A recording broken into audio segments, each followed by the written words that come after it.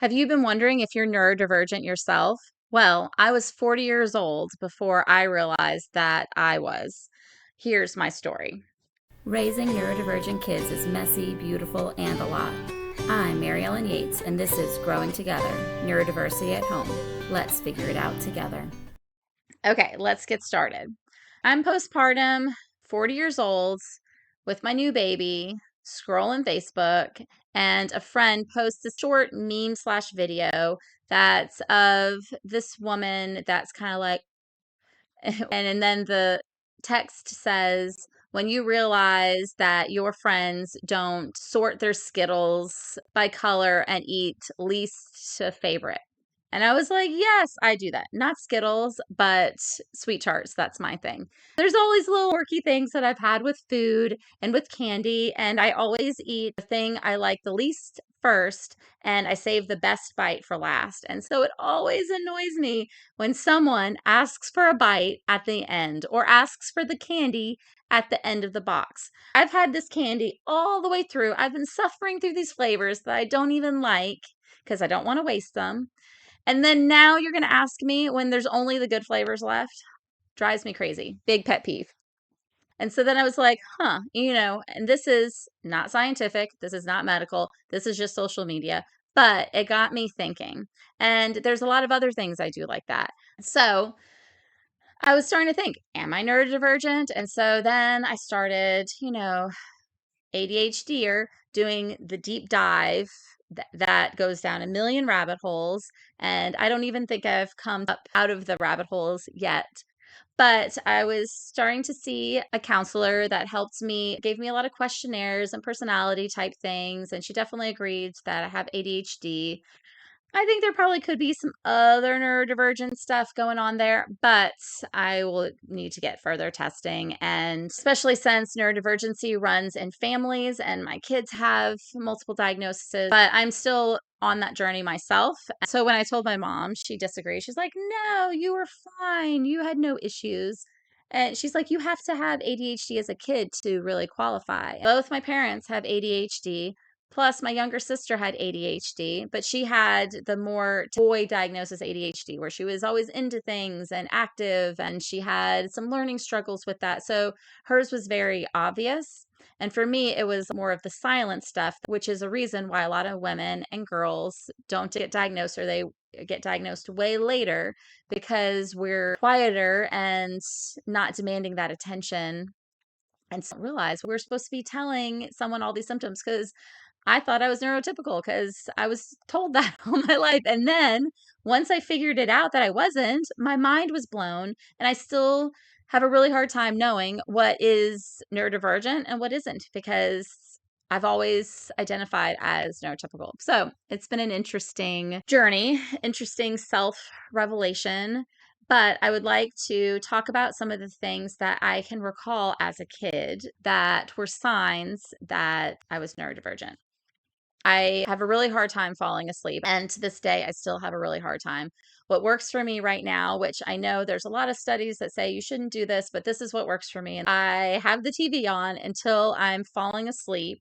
And then I shut it off and go to sleep. That's the only way that I can get my brain to shut off and to stop thinking about a million things. Anytime I try not to do that or I try to go to bed early because I feel tired, I end up wasting hours in bed. I also needed it to be cold when I was sleeping, and I hated sharing a bed with other people. If we were traveling, I had a hard time sleeping with someone else in my space. It was really, really hard for me. I remember eye contact being intense as a kid. And I remember a teacher teaching a class that if you have a hard time looking people in the eye, to look at the bridge of their nose. And so I'd often look at the bridge of people's noses. So they thought I was looking at them. I didn't have my first best friend until I was in third grade, and she continued to be my only friend until we moved to Maine when I was going into sixth grade. I usually got along with adults more. I have very fond memories of adults in my life. Still to this day, they were who were really important to me. Like I always tried to be teachers' pets and help them with things like filing papers or doing whatever. And when I would get to school, I would try to go and help the librarian with the books. And I hated recess. I hated recess because it was always trying to find something to do during that time to try to socialize with people. And I hated recess.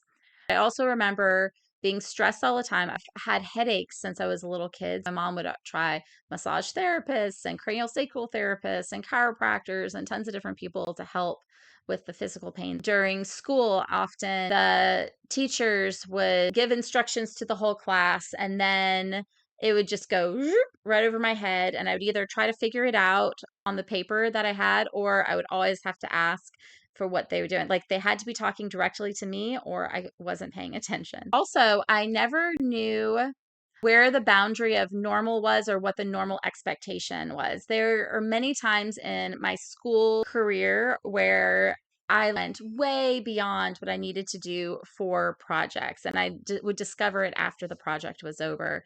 There was one time where I used to love any kind of wordplay type stuff, and was this worksheet, and it had a word there, and we were supposed to find as many different words from those letters that we could.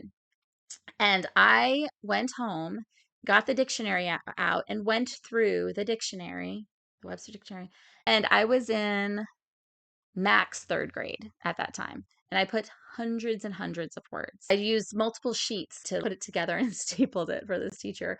Or there was a time when I was in high school and I was in American Sign Language, and the final project was to sign a song. But I had just gone to Broadway on a school trip. And so I went and saw Aida, still my favorite Broadway play ever. But anyway, so instead of just doing a song, because, like anyone can do a song, I decided to dress up, do an opening song, sign the summary of the story, and then do a closing song. Another time was for a French project. We were asked to do a PowerPoint presentation. I had never done PowerPoint before. I'd never really seen it. This is back in the time where they had overheads. They took us to a lab and showed us a little bit of how to do it. And it was my senior year. I had gotten a new laptop for my senior gift. I just went through the program and figured it out. So I had these pictures and I had music and, animation going on. And I would time myself how long it took me to speak. And I had all the animation timed so I didn't even have to click a button. I put so much time into it. And then the other people in the class, they had a picture and they would speak for a while and then they click. I just put way, way, way too much effort into that project. It was way over the top, way more than what I needed to do. But I always felt teachers' directions were very ambiguous. And so I needed to get that A. And so I didn't know what that meant. And so I would often just go well beyond what I needed to do. And probably to the detriment of myself because I would spend hours and hours and hours doing these things when I didn't need to spend that time. And it wasn't until I hit college, I couldn't put the same amount of time that I did in high school or in elementary school. I just didn't have that time anymore. Sensory has been a big one for me since I was a kid. Smells always being a thing. I remember when I was younger, sniffing a lot of foods before I would eat them. There was also a period of time that I would stick a lot up my nose. I luckily grew out of that. My mom even said as a baby, I stuck raisins up my nose and she gave me some pepper to play with to sneeze them out. Regurgitated food is really, really hard, or smelly food is really, really hard for me to tolerate. Even though I was a nurse, vomiting was really difficult for me to deal with. Usually my husband deals with vomit if my kids do it, unless he's gone and I absolutely have to. But even burping around me, the smell of food that's left over that hasn't been warmed up yet, or food that I know has gone bad, I have a really hard time with the scent of those things.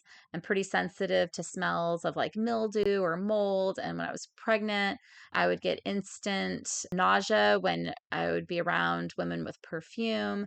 And I still get headaches from scented stuff. Also, auditory wise, my dad used to call me bat ears as a kid because I could hear anything through the house. And it always amazed him. Though I do have to say, he was a fighter pilot when he was in the military. So some of his hearing probably went. So he probably was really amazed at all that I could hear. but sounds really bother me. So I can't stand crunching or slurping or things like that. My husband and I, if we're eating just together, a lot of times we have to have the TV on for me to tolerate him eating next to me, especially if it's something crunchy. I just hate the way I hear his teeth going together. And then even with my kids, I seem to tolerate a little more when they're younger, but as they get older, I'm always like, close your mouth. I can hear when someone turns on a TV in the house, the electricity that's going on. So I'm pretty sensitive to sound. I don't like extreme temperatures. I have a really hard time, almost PTSD, panic kind of feeling when I'm in high heat, but also extreme cold. They both make me really uncomfortable and I don't enjoy them. I hate washing dishes and touching slimy things. I always wear gloves when I do those things because it's really so disgusting. It makes me want to gag. I hate touching slimy things. And I only like my hands being wet if I'm washing them to clean them or if I'm in a pool or a bathtub. Otherwise, I don't like them being wet. Let's talk about executive functioning. I tend to be pretty organized, but I have a lot of systems in place to stay organized. I do not like being late. Being late causes a lot of anxiety for me. So I set alarms for everything. I have a million alarms going off to remind us when to get out of the house, for my son to take his meds, this or that. Because if I don't have an alarm, I forget about it. I don't do it. My process when I'm doing a project is very messy. When I'm doing computer work, I probably have 20 to 50 tabs open. It drives my husband crazy. But when I'm doing a project, I have all these thoughts that are going into my mind. And to get those thoughts out of my mind, I have to write it down somewhere. And then I'm like, okay, and then I'll get to it later. So, or I might not get to it later, but I have to put it down. So a lot of times when I'm working on one project, I start 20 other projects and then I go back to what I need to, and then I fill in all the other stuff. And most people just see the finished product. I've handed in this paper or I made this video, but you didn't see that I had 20 other projects that I was doing at the same time to give you this one neat finished product. I also tend to be very cluttered. I do very well with drawers. I like to have a drawer and throw things into the drawer and then close it so it looks clean. But then I didn't have to take all that extra time to organize it better because if it takes too long to organize, I'm not going to do it because it's too tedious. Also, another way I stay organized is Google Calendar is my friend. I put everything into Google Calendar if I don't want to forget it. I don't just put appointments in there. I put reminders. I put other errands that I need to do. I put it all in there because I'm going to forget it if I don't put it in there. So I have a lot of things that have made me seem pretty organized, but there's been a lot of work behind the scenes to make it happen. So I think that's why a lot of times women are not recognized because it looks like they have it all together and it looks like they're organized and they're thriving and they're accomplishing things, but they don't see the mental toll and the exhaustion that often comes along with it, and the restlessness and the inability to relax, and the stress level and the cognitive load. Many days I have a hard time even with word retrieval because I feel like I'm trying to fit so much into my brain to try to get so many things done. I learned a lot about procrastination in school. I would wait till the last minute for a lot of projects and do all-nighters.